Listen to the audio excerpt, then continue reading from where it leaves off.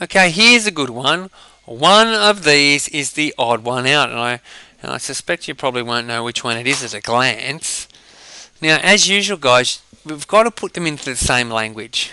Definitely. They're all over the place. This is just in words, isn't it? This is a decimal. Here's a fraction. That's a fraction. There's two fractions, isn't there? There's two fractions, so I suggest we put them all into the same language. Let's make them fractions. Let's start off with 7/10. Can we make that a fraction?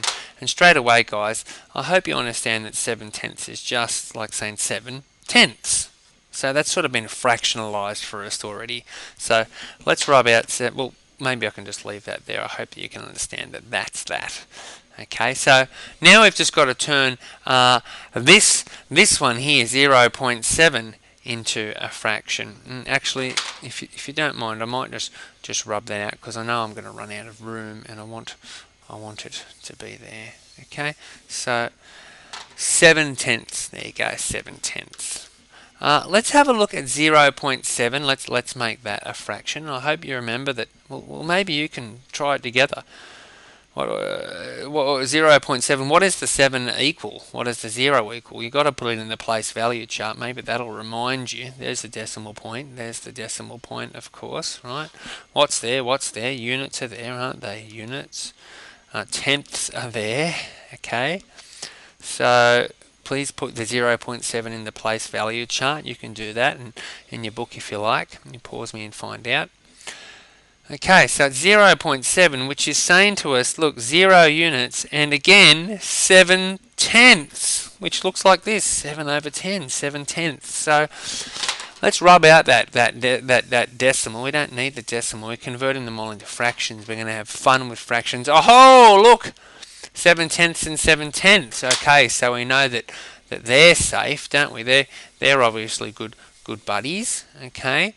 What about 7/14? Well, straight away I can see, well, if you're a fraction person, you realise that 7/14 is very different to 7/10, isn't it? That's a totally different value. Okay, this is like saying if you cut a pizza up into 10 pieces, okay, you ate 7 of them.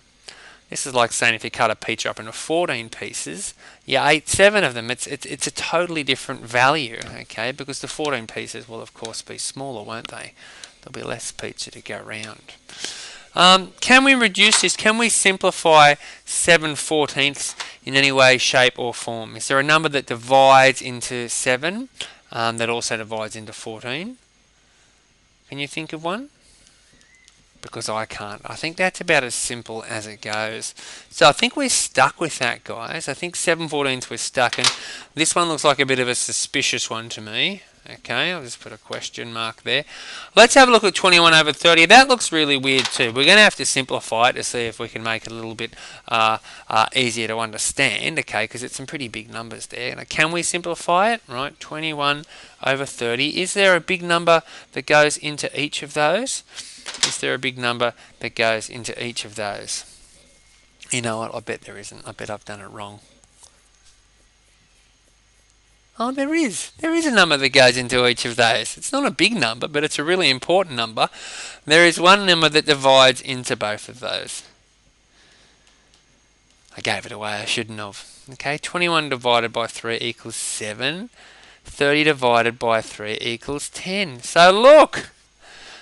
Really, 21/30 simplified equals 7/10. You beauty. And we can say for sure, same,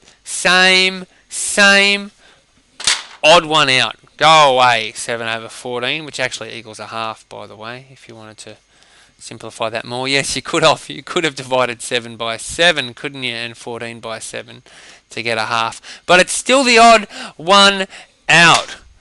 Why don't you have a go by yourself? Let's see if you can have a go by yourself.